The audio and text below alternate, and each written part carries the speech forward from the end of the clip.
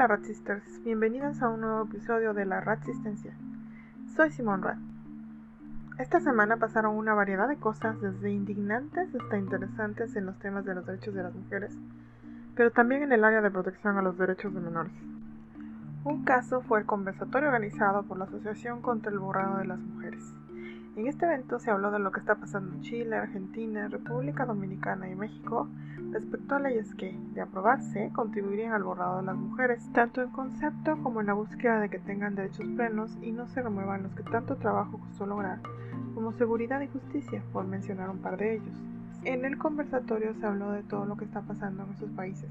En voz de dos chicas de transicionadoras de Chile, Ariel y Han, supimos cómo fue su proceso de transición inicial, las serias facilidades que encontraron para tomar esta decisión siendo muy jóvenes, cómo se les ofreció, sin mucho trámite, la posibilidad de hormonarse y operarse en su adolescencia, sin ofrecerles ninguna alternativa a una misma narrativa, la de transicionar para tratar de cambiar su sexo, cuando sabemos que esto no es posible, generándoles algunas consecuencias irreversibles. También se narró la experiencia en Argentina con su ley pro trans, expuesta por Rosana López, donde se favorece principalmente a las personas trans, que son una minoría. A ellas se les debe de dar forzosamente, por ejemplo, espacio en empresas de modo que tengan trabajo para sobrevivir, a lo cual obviamente nadie se opone. El problema es que, por otro lado, se descuidan a otros sectores que también pasan por precariedad por la tendencia a favorecer a un grupo únicamente. 4 millones de mujeres pobres no tienen empleo en Argentina. Igualmente, en República Dominicana, Raquel Rosero Sánchez explicó los intentos de añadir en sus leyes que no consignan el concepto, la idea de género.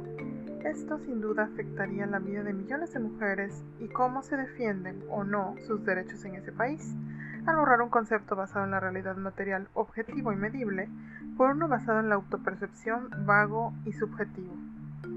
Igualmente, el tema expuesto por Laura Lecuona fue muy claro, tirando una a una las mentiras respecto a la presunta existencia de las infancias trans. En México se pretende legislar que menores puedan tener en sus documentos oficiales el concepto de identidad de género, una decisión que afectará a muchos niños y niñas, poniéndolos en camino de una transición social que muy frecuentemente lleva a una transición hormonal y después física, con lo cual una gran cantidad de menores, que muchas veces cambian su percepción de sí mismos conforme van creciendo, probablemente tomen decisiones que afecten sus vidas, algunas de ellas irreversibles, antes de siquiera comprender a cabalidad lo que esta decisión puede causarles. Entre otras, la transición física y hormonal les puede provocar problemas en el desarrollo, infertilidad, propensión a enfermedades del corazón, menopausia precoz, entre muchas otras consecuencias que causan las hormonas y las operaciones que promueven los transactivistas. Fue un conversatorio muy interesante para las más de 9.000 personas que lo vieron en su momento y las 17.000 en total que lo han vuelto a ver o vieron posteriormente. Prometieron más acciones, así como eventos como este. Los estaremos esperando con ansias. Y hablando de uno de los temas del conversatorio, diversas feministas firmaron un pliego petitorio en el que exhortan a los legisladores de la Ciudad de México a tomar en cuenta todas las posturas antes de votar y quizá aprobar una ley para las llamadas infancias trans.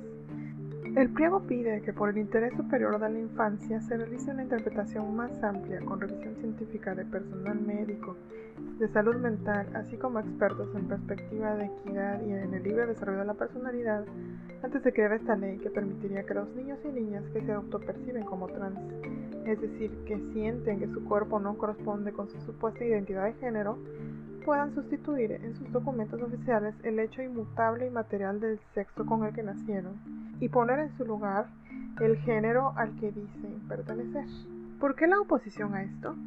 Para empezar, porque el concepto de género es un conjunto de estereotipos, de características asignadas de acuerdo con el sexo con el que naces, imponiendo ciertas actitudes, vestimentas, personalidad a alguien solamente por nacer hembra humana o macho humano.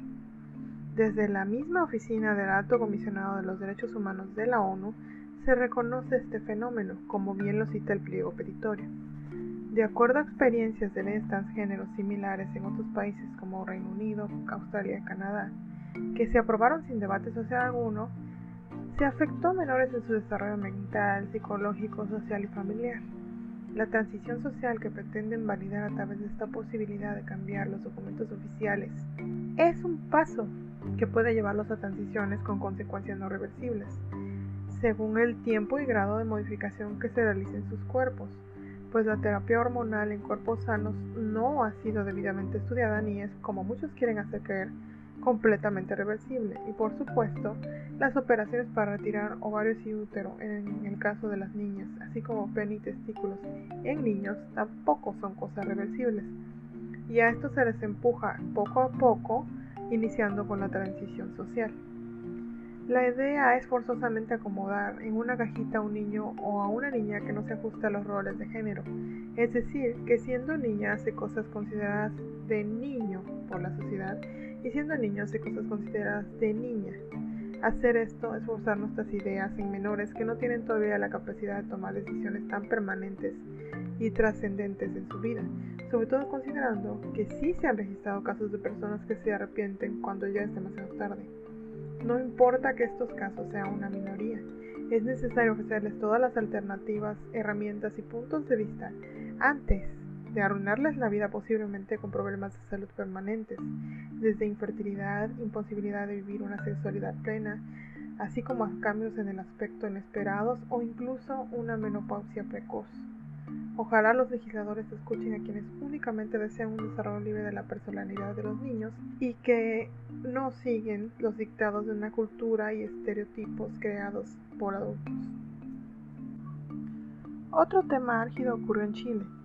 Resulta que un hombre acusado de violar en 2019 a una joven de 21 años, Antonia Barra, que luego se suicidó, fue puesto en prisión domiciliaria. El hombre cuenta con 5 acusaciones de violación y agresión sexual, incluso a menores de edad. Ante esta decisión del juzgado de garantía en Temuco, Chile, cientos de mujeres salieron a protestar a las calles, con lo cual el caso atrajo la atención y el hombre fue puesto en prisión preventiva en lo que se lleva su proceso, revocándole la posibilidad de vivir en su casa mientras se hace justicia. Y es que el caso más sonado, como decíamos, el de Antonia Barra, es indignante.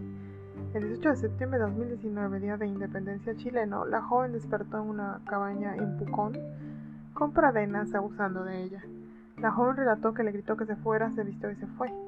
Ella narró a sus amigos que había sido violada, pero no lo quiso denunciar por temor a la reacción de sus padres. También le contó a su exnovio, el cual en vez de apoyarla, grabó la conversación que llegó a oídos de su agresor. Debido a la presión vivida, la joven decidió quitarse la vida el 13 de octubre de 2019. El caso ha sido llevado con total falta de sensibilidad de parte de la justicia chilena. Por ejemplo, en la audiencia de formalización se cuestionó que Antonio hubiera bebido alcohol antes del ataque sexual, revictimizando a la joven. También se ordenó a la familia de Antonia no divulgar información de Pradenas, así como borrar las publicaciones en redes sociales donde se le acusaba de violador. Las mujeres en Chile reaccionaron haciendo viral la etiqueta Martín Pradenas violador, así como subiendo sin parar fotos del hombre en Instagram. Afortunadamente se le retiró el beneficio de contar con arresto domiciliario, pero habrá que seguir de cerca la lucha de las compañeras chilenas para que se haga justicia en este caso. Y pues así las cosas en este mundo que sigue poniendo a las mujeres en último lugar de las prioridades, sin importar que suframos opresión económica, social, sexual, entre muchas otras que sería muy extenso nombrar aquí. Espero que haya sido de su agrado este episodio. Recuerden que estamos en Anchor, Spotify, Apple Podcasts, Breaker, Google Podcasts, Overcast, Radio Public y Podbean. Y también en TuneIn. En todos nos encuentran como La Ratsistencia. Si nos escuchan en estas plataformas, les pediríamos que nos dejen una buena calificación si les gustó esto, para que más gente sepa que existimos. También pueden escuchar este podcast y si gustan interactuar en Facebook, Twitter, Instagram y YouTube, donde nos encuentran buscando las mismas palabras, La Ratsistencia. Igual, si gustan seguirnos en cualquiera de estas plataformas sería genial. Y bueno, eso fue todo por hoy, Ratsisters. Nos escuchamos la próxima semana.